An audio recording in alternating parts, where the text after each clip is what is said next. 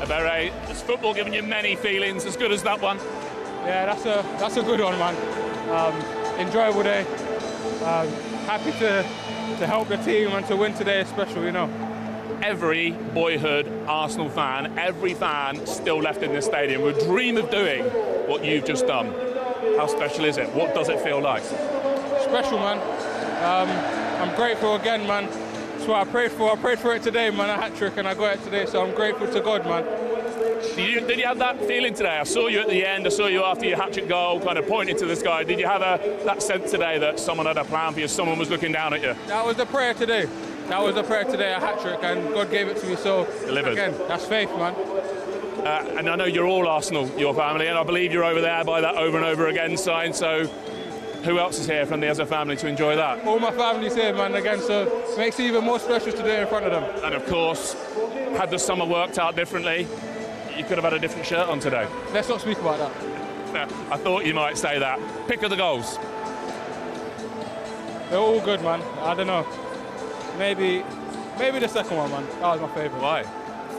Just the timing of it. It was just the right time, and yeah, man. Honestly, it's a special. All of them are good for me because I know that I've been working on it, the process to get in those positions. So yeah, it's worked out. First senior hat trick as well, I think. Yeah, it is again. Two quite a few times. Not a bad time to get the hat trick. Yeah, special, man. As I said, words can't explain this one today, man.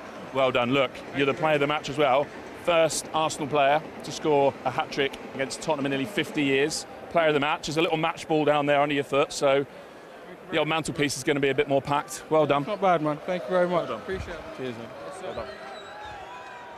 Yeah, awards galore for Eberechi Eze, the Arsenal fan, the man released by the club at 13, back in the summer against the club who wanted to sign him. And he has that match ball and all of those memories, and social media around the world has gone into overdrive after that biggest derby win in 13 years for Arsenal. And he's also the first Englishman to score in the North London derby since 1991, the late Kevin Campbell and Ian Wright, Esquire. So, and the first, as I say, Premier League hat-trick hero of the Premier League era. I mean, it's an extraordinary tale, whichever way you tell it. To be honest, when I signed for Arsenal, like I said, me and David Rocastle spoke for hours about what it's like to play for Tottenham. I didn't dream of scoring a hat-trick because I'd have thought that would have been too much. Just to get one goal in my first game against Spurs would have been great. But for him, with everything what he's been through, to score a hat-trick in his North London derby, it's amazing, especially in this season, a season where, you know, question marks are still around him as he's settled in properly, as he's still trying to find his way in the Arsenal side, and, you know, that would just help him. That would just help him, but it's the kind of thing that he's achieved that I don't think he'll realise till the season's over, and hopefully Arsenal will have won the league. Because his story of rejection and hard work to bounce back to get to this point of signing for them, let alone today's headlines. As a youngster, you know, to be discarded from a football club when it's your dream and being Arsenal his team, that must have been absolutely excruciating for him. And he could have actually just collapsed there and said, right, that's it, I'm giving up. A lot of kids do, you know. But he hasn't. He had that inner steel, he had that inner fight and character. But for me, I watched him many years ago, I think at QPR, and he stood out to me because he plays the game in a natural way. And he played that when he was 14, 15. And a lot of English coaches back then would have looked at him and said, Not for me. Not for me. Not for me, Clive. Because at the end of the day, he couldn't do this. They were looking at, he couldn't do that. But at the end of the day, he's got immense talent. And that talent is coming out more and more now. And as I said earlier, Tuchel, he's got an abundance of these players. How you can get him into the England team, I do not know. Need to look at the goals again as well, because some of those finishes, Righty. Yeah. When the thing with it is that when you look at the way we were playing, what I was really hoping for is that he would get. Really sorry, just got something in my throat there. I just want to see them getting the ball in those spaces. Like Declan Rice's pass there was brilliant, but like he's in that space where you want Eberechi Eze to be, And once he's in there, then obviously he's gone through 2-3 people. Look how many Tottenham players are there, 7 players are there. They'll have to look at that. But that pass there was brilliant. But then now, this is what he's capable of, and that is what is fantastic about Quick feet as what well. he's done today. Brilliant that was. Yeah. Fantastic. Right, and I think that's the thing. It's not only that; it's the quality of the goals. The quality of the 3 goals. Sometimes you get a hat-trick and he could be lucky or whatever, but look at them. That one there, I think, the best one. Beautiful. That's the one. That's the one he said as well, Gaffer. Yeah, that's right. Because actually, it's it's popped up a little bit. And the space that they've created there. Yeah, Declan does well with the run. Yeah, that little run takes Romero away and it just opens it up. And you give that lad that sort of space in and around the D, my word. That's brilliant, that is. Going to punish you. That's brilliant. Look, there's a composure now and then, bam, just the quality there. Beautiful. Fantastic. Very good goal. Fabulous. Your memories for life for Eberechi Eze. Well, this is the one that Collins. Well, this is the one where you're feeling like with this much time, there's no way he's going to miss. You know, look, he's completely put, I think that's a doggy on the floor there. You know, he's come across too quickly, but again, Marino drops off, does brilliantly. Great run from Trossard, breaking the lines. And then there's only going to be one outcome. I think he was unlucky to not get 4. You know, he had a great chance. I think the goalie made a great save, but, you know, it was always going to... I was just hoping for Arsenal to win today. I didn't think it was going to be as special as this. No, special Arsenal memories. But bigger picture Tottenham, Glenn. As we said at half-time, a lot of discussion pre-match about the tactics and the shape from Thomas Frank, which didn't work. Yeah. Tried to change it in the second half. But Yeah, he might. They've just not been beaten here in this derby. They've been well beaten. Oh, they've been well beaten. Yeah, I mean, first half there was such a gap between the 2 teams, and it's sad to say that. But at the end of the day, they've had to come out second half and improve a little bit, and they did. But there's issues there that have been there for a few weeks and few performances, mainly been at home, whereas there's not enough options on the ball when anyone's in possession. That's the problem, and Spurs had to go very long first half. There was nothing on, had to go long, and Arsenal gobbled the ball up and come back again. And it was relentless first half. So there's a lot of things they've got to look at, whether it's the shape or individuals. These players are underachieving a little bit at the moment, I feel. They look like a team that can actually maybe go and stop teams playing, but football's about what you do with the ball as well, and that's the big challenge for Tottenham at the moment. But ultimately, they were set up to do that, but they couldn't stop Arsenal playing in the slightest today, No, did they? No, they couldn't. I mean, Arsenal were, after first 15 minutes, Spurs, there was the one chance that Rice had. Vicario made a great save, but you're thinking, well, they're not being peppered, but they were just hanging on. It was like, it wasn't a great performance in the sense that, you were winning the ball and then counter-attacking. They never did that once first half. If they won the ball, it was like a longer ball and it was coming straight back at them. That's when your tactics are not working, whether it's the back 5 that you play, but with the ball, you want your tactics to work, whereas you can go through the pitch quickly and counter. That wasn't happening once. No. And when your goals behind, 2 goals down, you're gonna hesitate. You're gonna be anxious. That confidence just is sapped out of you, and that's what Arsenal did. They just kept coming back at them, and once the third one went in, just after half time, I think that was the problem. Yeah. And that's what this Arsenal team are all about, aren't they? They're going for more. The belief is sky high. Yeah, and in a season where, again, we've gone through a phase of games where last season, we out of 4 games, I think it might have been Fulham, West Ham, Newcastle, and someone else, can't remember who it was. And they got 2 points out of that. This season, they got 12. And it's games like this where, City lose, Liverpool seem like they're nowhere near it at the moment, but you have to win these home games. And this is why, without trying to put pressure on the team saying, oh, you have to win, but they do. Home games, if you're going to try to win the league, you have to win the home games. And coming up against a North London derby, coming into a Tottenham side, let's say they're not in great form, but I thought they were going to make it a lot more difficult than it was. I thought I saw some of the time Thomas Frank was telling them to push up to try and press them high. They didn't do that. And I thought that at no stage in the game were Arsenal uncomfortable with anything what Tottenham were doing.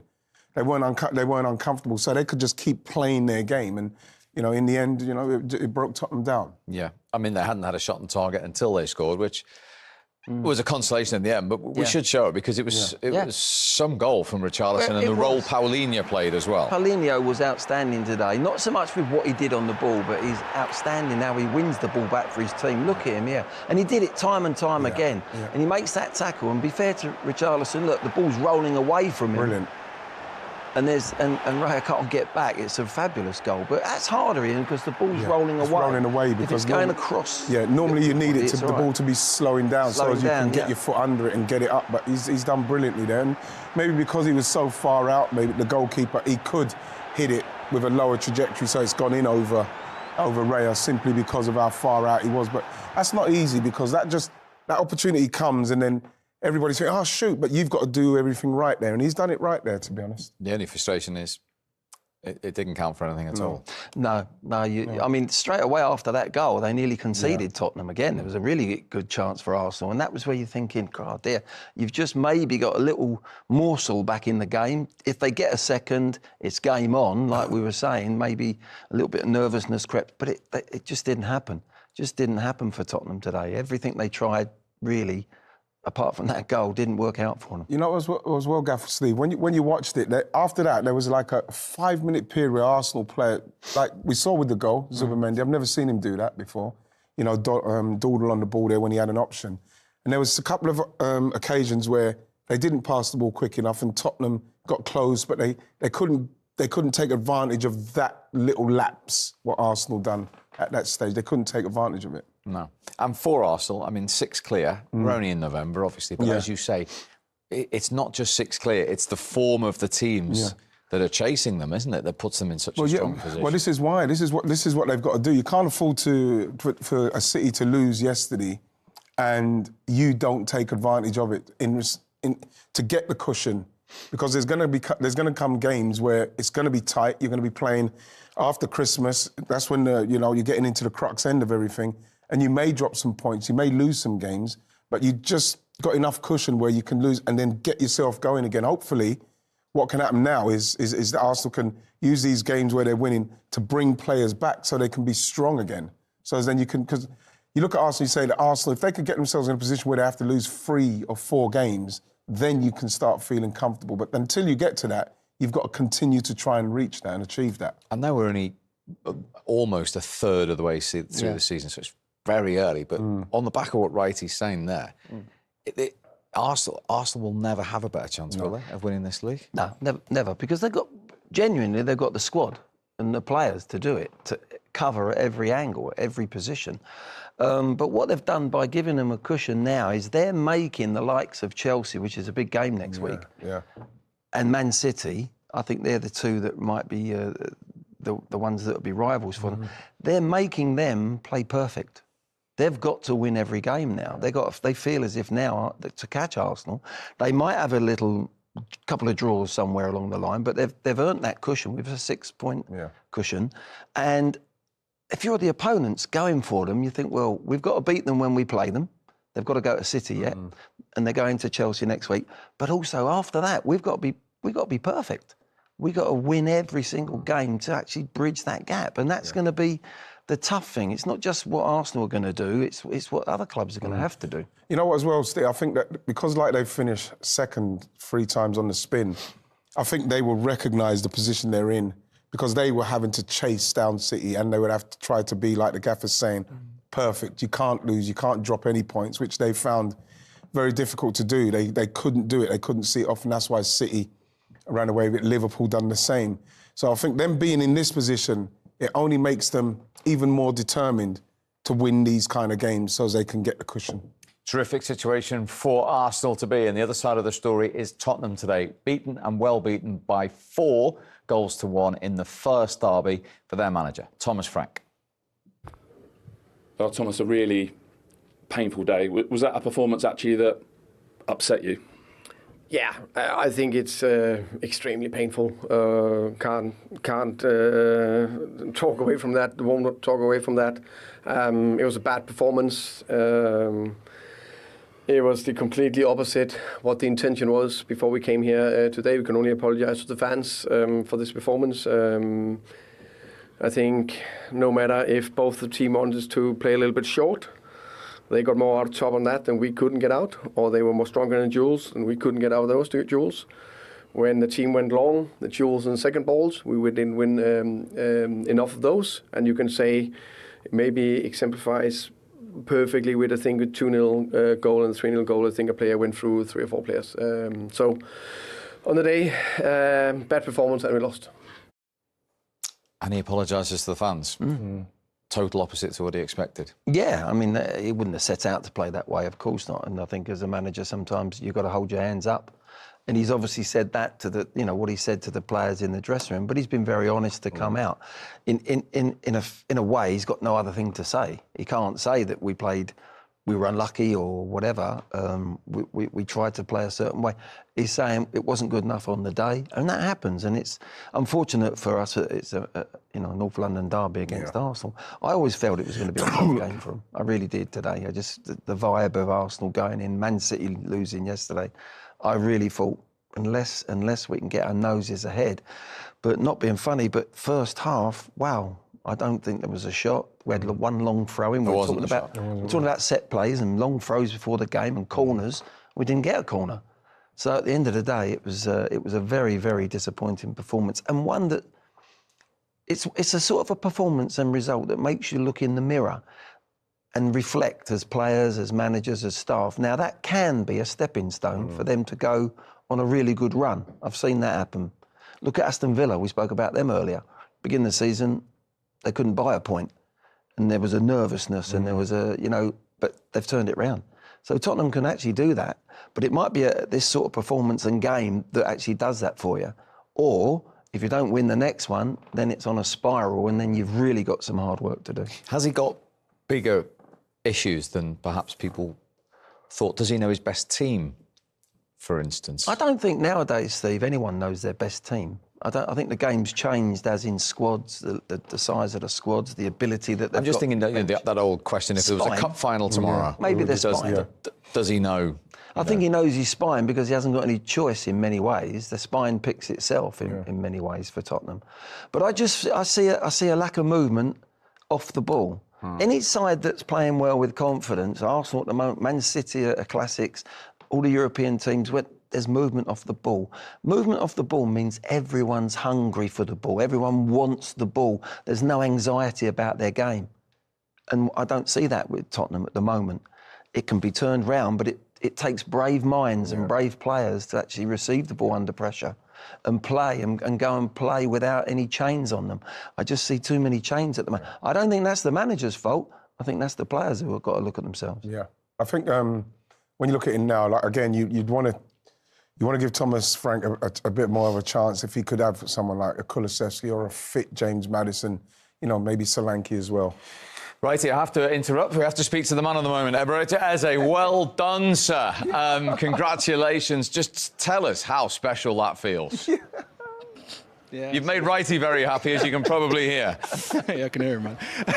Yeah, it's been a good day, man. It's what we've been working for, and I'm grateful to God for the opportunity to play, to work, to score, to help the team. This is what it's about, and yeah, man, thanking God. Well, you more than helped the team. I mean, when that third goal goes in, everything you've been to get to Arsenal, to score a hat-trick in the North London derby debut, is it possible to describe that adrenaline, that feeling? Nah, man. Nah, no words for that, man. Just enjoying the moment, enjoying helping the team, putting in performances, trying my best, working hard. That's what this is about, man, and that's why I'm here. Ebs, firstly, congratulations. Like, what's it, since 1978, first person to score a hat-trick in the derby. Got to say congratulations with everything you've been through, but the way it's been going up to this point, did you even know you was going to definitely start this game? Nah, you never know with this team. There's so much depth and there's so many options. So you never know what's going to happen. But that's the mentality of everyone in the team, is when you're called upon, put in the work, do what you can and show why you're here. And yeah, that's what we did today as a team. And I'm, again, grateful for the opportunity, grateful to play every single game that I play here. And to score, 3 is a special day. Nice. No, Gaffer, you want to ask? No, Ebbs, it's Glenn Hoddle here. You're a beautiful player. You're a lovely player to watch. And at Palace, I loved every time I saw you play. Do you now feel with this hat-trick you're going to actually settle down and play at your very best? Because when you're at the best, you're one of the best in the country. There's no doubt about it. Thank you very much, man. I appreciate that. That's special words coming from you as well, man, because I enjoyed watching you, the clips that I see of you. I know that you were a special player. Oh, there's no need to make him feel that old. They're in black and white, Ebs. Ebs knows. He knows. No, I know, man. I know a baller, man. So You know, the thing is, Ebs, I think what the gaffer's trying to say is that the way you play and the style you play, it must have been very tough for you because you've not changed. And anytime I've seen you play, you've played exactly the same way. So is that the way you used to play when you was 12, 13, 14? Because it must have been tough for scouts to say, I don't like the way he's playing, he's too flash, he's too this. Did you get that energy? I think it's something that I've maybe tried to do from young, but it's never been effective or like as direct and focused on being effective in games. It was more just about looking good, but now I feel like I'm adding to my game the killer mentality of wanting to decide games. So yeah, for sure it's something that I'm continuing to work on, to build on, and yeah, I hope that this is something that will continue to move me forward to perform and to play how I play, because yeah, playing in a team like this and enjoying it, it can be special. Nice. Well, listen, it's a day you'll never forget, and the Arsenal fans will never forget. You've put a smile on everyone's face who's connected with Arsenal Football Club. Very, very well done. Thanks for joining us. Nice one, Ebs. Me and Ketchy been on the phone, bro. We've been laughing on the phone, Yes, bro. sir. Good, as you should be. Nice. Top Man, thank you very much indeed. And really, that big smile from Eberechi Eze does tell the story of the North London derby today. Wrighties is nearly as big, in fairness. There's still another game to come, Glenn. Don't worry.